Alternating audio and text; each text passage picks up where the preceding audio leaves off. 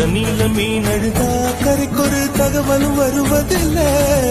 எனக்குள்ள நான் அழுதா துடைக்கவே எனக்கு ஒரு நாதி இல்ல. தலையை கீழே தொங்க போடும் போது முடிஞ்சு அவ்வளவுதான், உலகமே அழிஞ்சிச்சு நடத்தும். வந்தாரு பாருங்க அச்சாம பாருங்க 6 சலங்கை பாடுமே.